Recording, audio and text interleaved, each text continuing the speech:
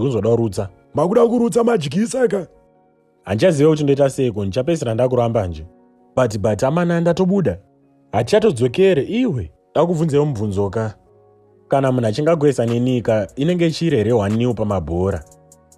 Kana kuti anongokuvharira panze. Saka Skova vaifanira kutipa zvepaya kozi iwe ndakachedzera ka hanzi agoisa netsapfu. Iwe kutaura nezveiko Ateta? Kana uchida kutongotaura kuti manyuka achingogara watongondudza shamwari panoswera uchiita nharo dzako dzakudhiitiredza. Plus mari dzachina zitombobude. Makarasa mapoints asine pfungwa futi. Iwe wakufarisa. Nyaya dzemapoints ka dzinorovesa. Mamechi asara mukoma chasara kuti ese timahwine. Iwe ndotomeka sure kuti tize dzatofa ndokuti tipone. Mukoma regani mbonorutsa. Zvakaoma. Haende Chelsea mukuda yadzoidya ndaona uchiyo wakabata Chelsea bani. Zvangatati Mikewo Ateta Chelsea. Ndokurowa. Haungambondienzanise neChelsea shamwari, timu yekuti iri pakati petebho shamwari ubva wandienzanisa. Timu dzingagone mapasi, I think yakazara nyope.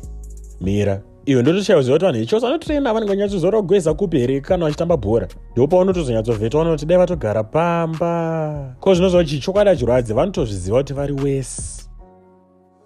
Apa mechi hautomboonekana hubho machansi hameno kuti vanotamba sei. Hatoziva kuti chii. Pakutongoda mbinga paitongo ofa kana prazi ambonoedza zvekurima pamwe ndozvavanokwanisawo nai. Because shungu dzebhora vanenge vatori nadzo but zvongoramba wobuda. Sadaro vamweyo saka league munohwina iremi. Zvamutori certain kudaro. Hati munoziva kuti igaroziva kuti Man City kana ichingaenda panumber 1 haichatoburuke ipapo. Saka muchazvikwanisa sei manje? Apa vasarwa neshiri masarwa nemabig team chete. Kana tikataura kuti hatisi kuhwina tichitonyepa because isusu katiri varume tinotofaita mirai muone. Pazvikazongoramba zvinenge zvangorambawo nekuti bhora mutamba mana munozviziva.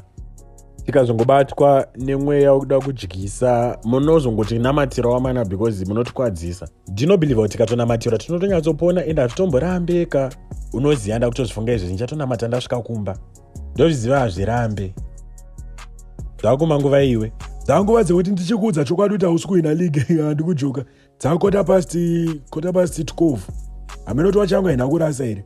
But kota to 12 mudhara. Mauda kutoendera. Rega ndozoda changwa ndaswera dhere senchingofamba. Ndikuda half bread ka hapana paunoziva panenge ari 1. Chakadaro chinorwadza hapana paunozivawo pane kana doi zvavo kana jemu chairo. Before ndakupa mudhara vanhu vari kuona panapa hamana tokumbira kuti musubscribe man. Mukangosubscribe mese zvinotiitira zvakanaka.